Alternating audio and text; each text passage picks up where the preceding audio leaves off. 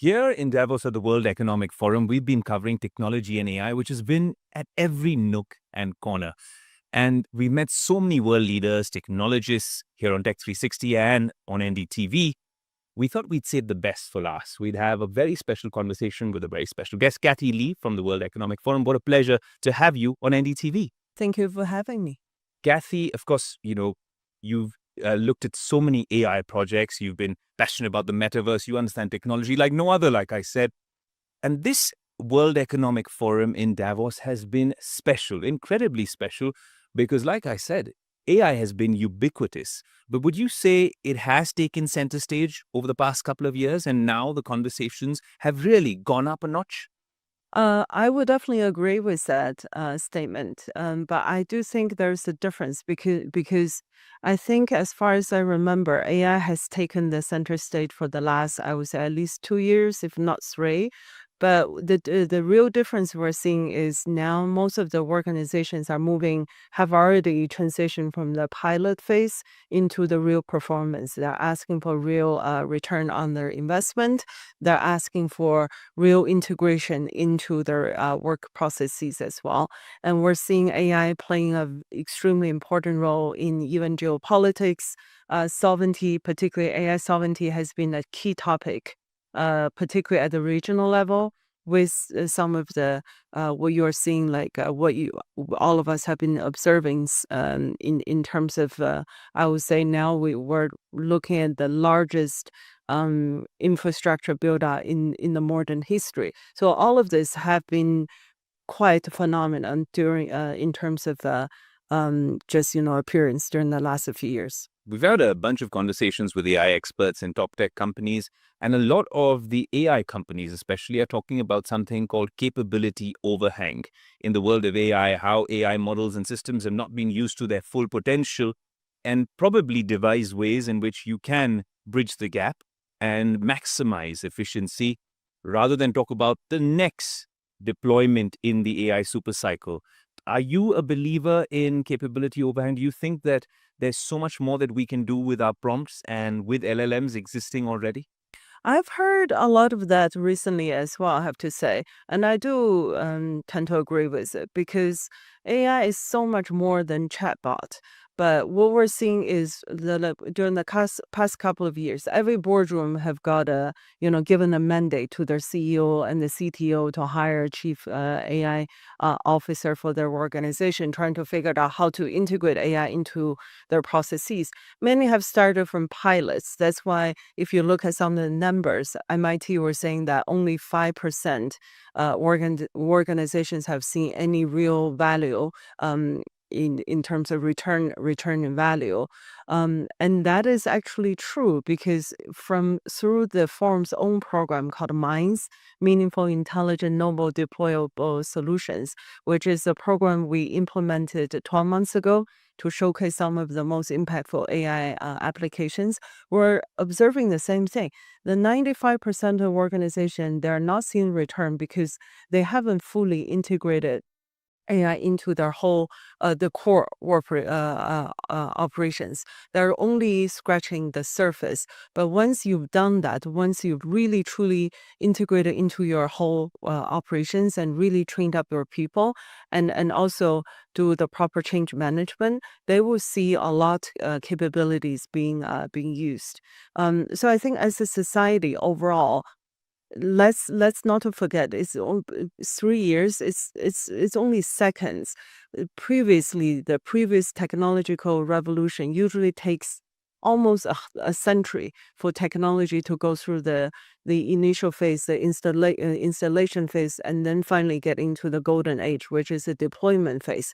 We're only 3 years in. I know that sounds a lot in AI years, because people have been joking that every AI year is almost like 100 human years. But still, I think we're only at the beginning. So it's not a surprise to me that there's the so-called capabilities overhang. How far do you think we are from the golden age of AI, and how this revolution really gains traction based on your analysis and your predictions? I think we first of all, we've definitely seen a lot of improvement in terms of industry transformation. I was at a CEO dinner last night. Just the way they spoke about how to integrate AI into their operations is a lot more sophisticated. I almost felt like I was talking to CTOs as opposed to CEOs. And then at the individual level, there I wanted to say one thing in particular. I think we're seeing some of the stats in terms of younger the fresh graduates don't have jobs or becoming being more squeezed in the labor market. I think that's actually an indication that we still don't truly understand this technology. Usually, the younger population, they're the ones fully, integrated with the technology. They know how to do it. So the best way for any organization to leverage that expertise is to couple the young fresh graduate who are technical savvy with more senior people who have more context and truly transform the whole work processes. That should be the right way to go about this. As much as CEOs like the ones you met are talking about return on investment and profitability, I'm curious to understand from you, are they also talking about building systems of trust, responsible AI? Are some of these points being raised at these big dinner table conversations and thinking rooms? Absolutely. Trust is, I would say, front and center in those conversations because for humans to trust the technology, to feel confident when they use them, to not to be threatened, to be willing to share the positive outcome, you need that trust. So that is one thing that needs to be operationalized. But sadly, right now, only 1% of the organizations have fully operationalized the responsible AI practice. So there is definitely a long way to go. And it might take almost a generation for that technology to be fully trusted. There's a lot of challenges right now as well because AI still hallucinates. And if anything, I don't think that has been reduced. It's not a technical glitch is a fundamental problem that eventually we will need to somehow address and either through different algorithms or different ways of building large language models or even next phase of intelligence that's not only fixated on language but based on the real world data, so the so-called physical AI and world models. Only then I think people will feel, not only then, but gradually, I do think people will feel more confident and have more trust in the technology. You mentioned hallucinations. AI experts have been talking about hallucinations for the longest time. Would you say that there's still a growing threat from bad actors to really wreak havoc when it comes to LLMs and data sets? And if a lot of the big AI, I'm not going to say big tech, the big AI companies are not wary of this, it could be a dangerous, precarious situation for all of us. I First of all, I do think they are worried about this because if there's any accidents happen, it's not good for business. So I think even in terms of that business incentive, it's there. In terms of hallucination, though, that is one thing we currently don't know how to fix that. Yeah, there's different techniques in terms of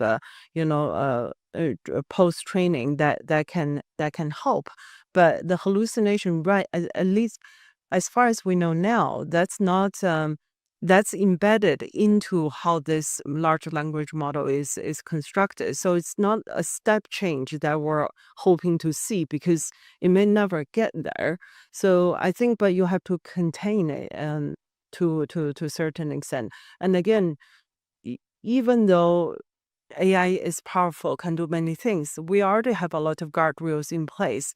You you wouldn't, even if you want to build a nuclear bomb, even if there's YouTube tutorial to tell you how to do that, you wouldn't be able to get your hands on the material. So there's already checks and balances in place. What we need to do is, as a society as a whole, we need to look at those checks and balances to make sure that we put all of those in place but also at the same time do not only blame technology itself.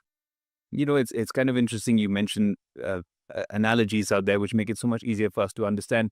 you must have met a lot of Indian leaders as well and a lot of Indian delegates. This time I see practically at every stall, I see so many people speaking in Hindi and many Indian people of Indian descent as well. There was a concern many years ago that India was the back office of the IT revolution.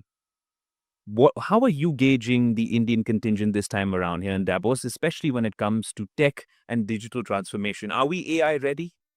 Well, I think I'm actually very surprised because India has been one of the most digitally advanced nations. And in terms of, citizens' attitude towards tech is also among one of the most positive, just like many other, younger nations where people feel much more optimistic about tech. And India is such a fascinating market, particularly when it comes to AI applications and services. So yes, there's a tons of potential and opportunities. And think about the backbone of India's tech ecosystem, all of those major software companies. Yes, there's a big opportunity to transform them, but at the same time, let's not to forget about all of those great legacy, all of those know-how, all of those knowledge, and all of those data that's being accumulated. That's a backbone of AI economy. So I have full confidence, and it doesn't even take me to have full confidence. For India, to me, it's a no-brainer that you're going to leverage, and you already leverage all of those great building blocks to build India into a full-on AI economy.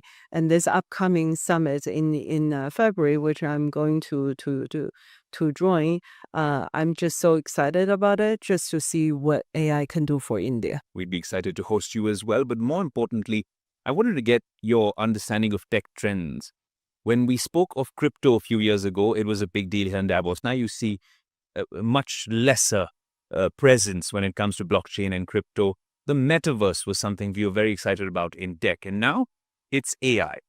AI is no longer a buzzword. We've established that it's here to stay and it's growing stronger day by day. Yeah. But the metaverse, something that you worked on as well. And a lot of top tech billionaires invested a lot of money in the metaverse. Mark Zuckerberg has retracted, reneged on his plans. Do you still think that there is a real hope for a technology like the metaverse? Because it sounded promising, but post the lockdowns, it somehow lost a lot of steam. Yeah. So I will categorize all of this, what you just described, as completely normal. These are cycles because you talk about crypto, you talk about blockchain and the metaverse. But if you go back a little bit further, even in the 70s, we've gone through two AI winters before. So if we were doing this interview back then, Yeah. you probably would count AI there and look at what's happening now. So they really go in cycles. Sometimes either the technology is immature or the regulation is immature. For example, in the case of blockchain, and the whole ecosystem wasn't ready. So sometimes it takes the whole ecosystem to be built up. And so and over time you see how these technologies come together. In terms of metaverse, my belief has always been the future of the internet would definitely be more, three-dimensional, would definitely be more immersive. Just as when we first had the internet in the 90s, it looks very different from now. Tomorrow is going to look very different from today. And there's no doubt, in my opinion, that, particularly the younger generation will prefer to have much more immersive type of devices. We are the generation that grew up with iPhone. But if you think about it, for conversational AI to maximize its potential, iPhone or phone are actually not the best medium. Because you still need to take the thing out and look at it. Ideally, when you have conversational AI, it's something that you can just converse with anytime. You don't need to take out the phone. So to me, those interaction will always become more immersive, and metaverse will always be a thing. It might be called something different, and that's where you see the powers of convergence with blockchain and then metaverse. So AR, VR, immersive technology, and AI coming together. Now it's much easier to construct the virtual environment in your AR or VR headsets. And now augmented reality is much more useful and practical anyway. And in those worlds, you also need a more seamless kind of transaction method, which is blockchain, not the current credit card. So you see the things coming together, and that's what we call technology convergence at the forum.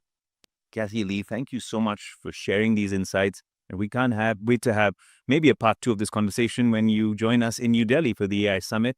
And I can tell you it's a month away, a little more than a month away. But I'm certain in the world of AI, like you said, 1 year is 100 years. So much would have changed, and there'd be so much more to chat about. Thank you so much for joining us on NDTV. Looking forward. Thank you so much for having.